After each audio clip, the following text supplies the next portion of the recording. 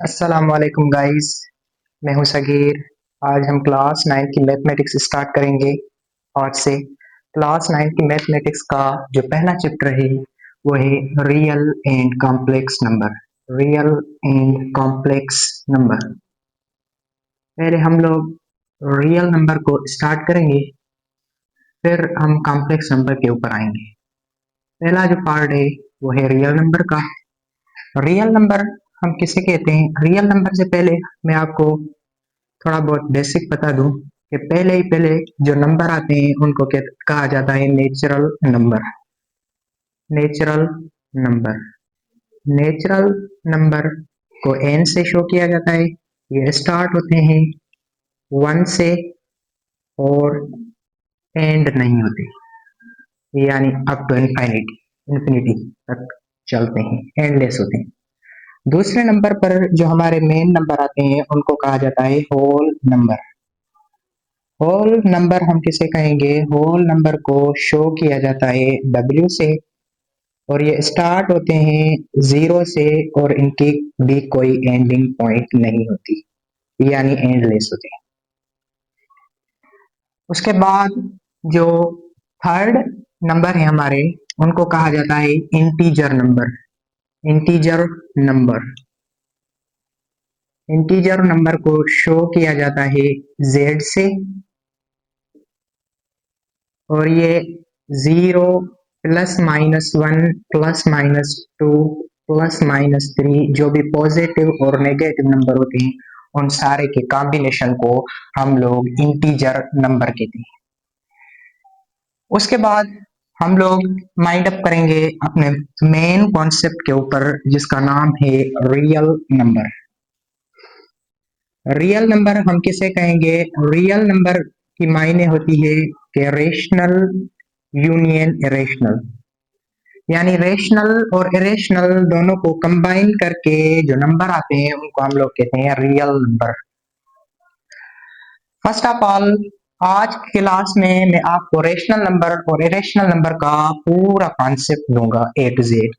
उसके बाद हम इन दोनों को जब समझ जाएंगे तो हमें रियल नंबर की डेफिनेशन मिल जाएगी। रियल नंबर कहते किसे हैं, सारा हमको इंफॉर्मेशन मिल जाएगा।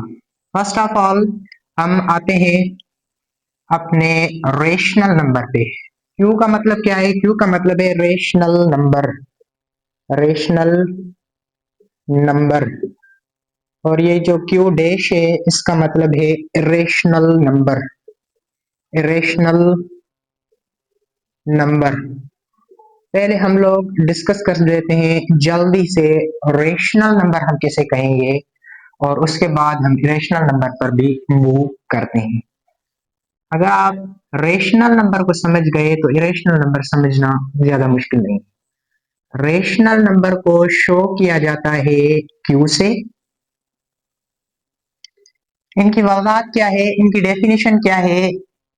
those numbers which can be write in the form of P upon Q. Those numbers which can be write, which can be write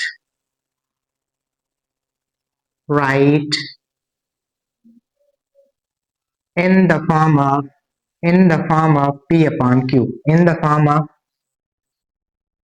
P upon Q or fraction.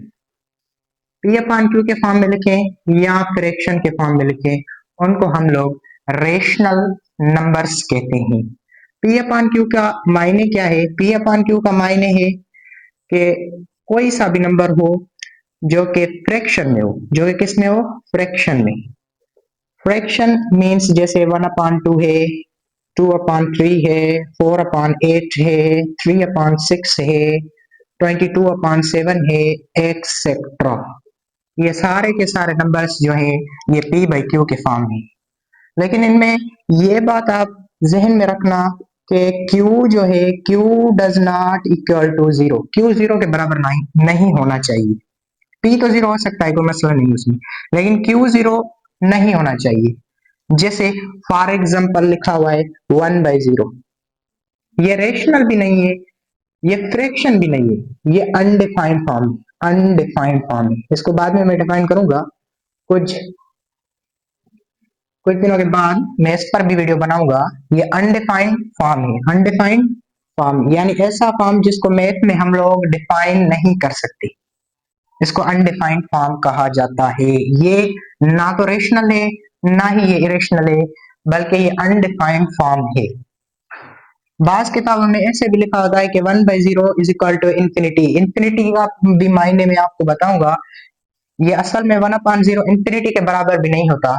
ये undefined form है। Undefined को हम लोग mathematics में define नहीं कर सकते। चलो नेक्स्ट मूव करते हैं अपने नेक्स्ट कॉन्सेप्ट पे। रेशनल नंबर को हम आगे लेके जाते हैं। कुछ पॉइंट्स लिखेंगे जिससे आपका रेशनल नंबर बिल्कुल ही क्लियर, क्रिस्टल क्लियर हो जाएगा।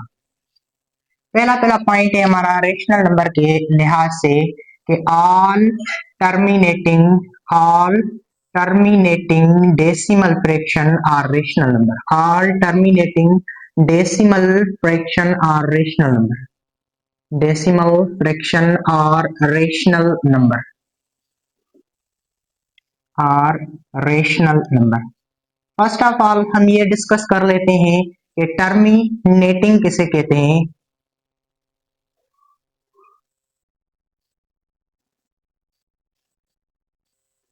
Rational number.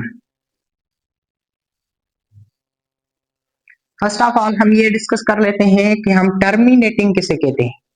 टर्मिनेटिंग आपने बचपन में पढ़ा होगा कि डेसिमल फ्रैक्शन के दो टाइप्स होते हैं। डेसिमल फ्रैक्शन उस फ्रैक्शन को कहा जाता है जिसमें पॉइंट्स इंक्लूड हो। डेसिमल फ्रैक्शन यानी वो फ्रैक्शन जिसमें पॉइंट इंक्लूड हो, जैसे 0.2 है, 0.3 है, 0.9 है, एक्सेट्रा। इसको हम लोग डेसिमल फ्रैक्शन कहते हैं।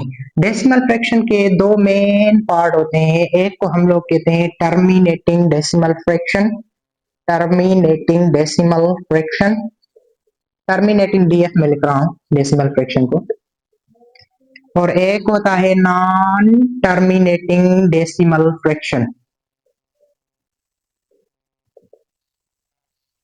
टर्मिनेटिंग डेसिमल फ्रैक्शन किसको कहते हैं? टर्मिनल डेसिमल फ्रैक्शन उस फ्रैक्शन को कहते हैं जो पॉइंट के बाद खत्म हो जाए, यानी कंप्लीट हो जाए, यानी इनफाइनाइट तक ना जाए। जैसे 0.234, 0.135 एक्सेट्रा।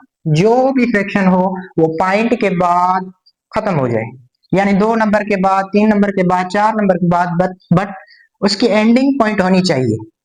और नॉन टर्मिनेटिंग डेसिमल फ्रैक्शन उस फ्रैक्शन को कहा जाता है जिसकी नो एंड पॉइंट होती है। नो एंड पॉइंट यानी आफ्टर डेसिमल पॉइंट ये चलते चलते जाते हैं, ये खत्म नहीं होते। ये ऐसे फ्रैक्शन है जो कि खत्म नहीं होते। इनके भी मजीद दो टाइप होते हैं। एक को कहा जाता है रिकरिंग डेसिमल फ्रैक्शन और एक को कहा जाता है non recurring decimal fraction. Recurring और एक को कहा जाता है नॉन रिकरिंग। रिकरिंग किसे कहेंगे? रिकरिंग उसे कहेंगे जो पॉइंट के बाद रिपीट हो, जैसे 0.333, 0.123, 123 पैटर्न रिपीट हो रहा है। नॉन रिकरिंग उसे कहेंगे जो पॉइंट के बाद रिपीट भी ना हो, खत्म भी ना हो। खत्म तो ये वैसे भी होते ही नहीं है, क्योंकि ये नॉन टर्मिनेटिंग के पार्ट है, रिकरिंग और नॉन रिकरिंग। रिकरिंग उसे कहते हैं जो आफ्टर डेसिमल पॉइंट रिपीट करे। एक नंबर भी हो सकता है, पैटर्न भी हो सकता है। देखिए यहाँ पर पैटर्न रिपीट हो रहा है। और नॉन रिकरिंग उसे कहेंगे जो डेसिमल के बाद रिपीट ना हो। इनकी एंडिंग पॉइंट तो नहीं होती क्योंकि ये नॉन टर्मिनेटिंग डेसिमल फ्रैक्शन के पार्ट हैं। नो एंड, ये एंड कभी भी नहीं होते। अब आ जाते हैं अपने मेन कॉन्सेप्ट के ऊपर कि टर्मिनेटिंग हमने समझ लिया। All terminating decimal fraction are rational number, यानी वो फ्रैक्शन जो के पॉइंट के बाद खत्म हो जाए, वो सारे के सारे हमारे पास रेशनल नंबर काउंट होंगे। यानी जैसे ये है, ये है, ये पॉइंट के बाद ये 3 नंबर पर रुक गया, ये 2 नंबर पर रुक गया, ये 3 नंबर पर रुक गया। अगला कोई देख लो जो 4 नंबर पर रुक जाए, ऐसे सारे के सारे नंबर हम रेशनल में काउंट करते हैं, यानी इन सारे के सारे नंबर्स को हम लोग रेशनल नंबर कहते हैं। सेकंड पॉइंट पर आ जाते हैं। सेकंड पॉइंट क्या है कि ऑल रिकरिंग, ऑल रिकरिंग यानी वो जो रिपीट करे, ऑल रिकरिंग या यहाँ पर रिपीटिंग लिख सकते हैं, रिपीटिंग और रेशनल नंबर, उनको भी हम लोग क्या कहते हैं, ये भी क्या है, ये भी रेशनल नंबर हैं। भले वो खत्म ना हो लेकिन रिपीट करें तो उनको हम लोग रेशनल नंबर कहते हैं। फॉर एग्जांपल 0.333, ये खत्म तो नहीं हो रहा लेकिन रिपीट हो रहा है, रिपीट होगा फिर भी रेशनल कहेंगे, फिर भी क्या कहेंगे, रेशनल। फॉर एग्जांपल 0.1234, 1234, यहाँ पर पैटर्न रिपीट हो रहा है, ये भी रिपीटिंग है, ये भी क्या है, रिपीटिंग, तो इसको भी हम लोग रेशनल नंबर काउंट करेंगे। ठीक है, ये दो पॉइंट्स आपको क्लियर होनी चाहिए कि वो नंबर जो टर्मिनेटिंग है वो भी रेशनल नंबर काउंट होंगे और जो रिपीटिंग है वो भी रेशनल नंबर में काउंट होंगे। और अब मैं नेक्स्ट टॉपिक पर आ जाता हूं। हमारा जो नेक्स्ट टॉपिक है उसको हम लोग कहते हैं irrational number, irrational number, irrational number. चलो मैं इरेशनल नंबर यहाँ पर पढ़ा देता हूँ। ये उम्मीद है आपने कॉपी कर लिया होगा, नहीं तो पास करके कॉपी कर लेना। इरेशनल नंबर, इरेशनल नंबर हम किसे कहते हैं, रेशनल नंबर। इरेशनल नंबर उन नंबर्स को कहा जाता है जो p अपॉन क्यू या फ्रैक्शन में ना लिखे जाए, फ्रैक्शन में ना लिखे जाए, कांटा किए में ना लिखे जाए, उन नंबर्स को हम लोग इरेशनल नंबर कहते हैं। फॉर एग्जांपल मशहूर इरेशनल नंबर मैं आपको बता देता हूँ। इरेशनल नंबर एक पाई होता है, ई होता है, ये इरेशनल नंबर होते हैं। अच्छा एक बात मैं यहाँ पर और भी कर लेता हूँ कि नॉर्मली हम लोग क्लास 7th या 6th में जब होते हैं तो हम पाई की एक वैल्यू पढ़ते हैं, पाई इज इक्वल टू 22/7। ये रॉन्ग है, ये बात सही नहीं है। क्यों? क्योंकि 22/7 ये तो p अपॉन क्यू के फॉर्म में है ना, ये p अपॉन क्यू के फॉर्म में है तो ये तो रेशनल हुआ, ये क्या हुआ, रेशनल नंबर हुआ। और ये जो पाई है, ये पाई इरेशनल नंबर होता है, कोई भी रेशनल नंबर इरेशनल कैसे बन सकता है, ये तो इम्पॉसिबल है। मतलब ये बात हम लोगों ने सही नहीं पढ़ी। अगर आप लोग कैलकुलेटर करोगे, पाई की वैल्यू निकालोगे और 22/7 की वैल्यू निकालोगे तो आपको डिफरेंस जरूर लाजमी आएगा। इसको हम लोग अप्रोक्सीमेट कह सकते हैं, pi is approximately equal to 22/7। मैं आपको रीचेक भी करके दिखा देता हूँ, पाई की वैल्यू भी मैं आपको बता देता हूँ और 22/7 की वैल्यू भी मैं आपको बता देता हूँ, इसमें कोई मसला नहीं है। पाई की वैल्यू जो है, पाई की वैल्यू होती है 3.141595, इतने नंबर रहने दे, मैं उसकी वैल्यू आपको बताता हूँ। 22/7 की वैल्यू मैं आपको बताता हूँ, उसमें चेंजिंग होगी। 22/7 जो होता है ये बराबर होता है 3.142857। देखो दो नंबर तक तो सही है, यानी अप्रोक्सीमेशन लगा सकते हैं, लेकिन आगे देखो इसके नंबर्स चेंज आ रहे हैं और इसके नंबर्स चेंज आ रहे हैं, इस वजह से हम लोग कहते हैं कि पाई एक इरेशनल नंबर है और ये जो 22/7 है ये रेशनल नंबर है। 22/7 हमारा क्या है, रेशनल नंबर है। इसी तरह ई आयोज नंबर, ये भी एक फेमस रेशनल नंबर है, इसके बारे में मैं आपको आगे चल के कुछ बातें बताऊंगा, यानी जो हमारे अगले चैप्टर्स आएंगे उनमें हम लोग इसको क्लास 11th की मैथमेटिक्स को हम लोग बहुत डिटेल में पढ़ेंगे।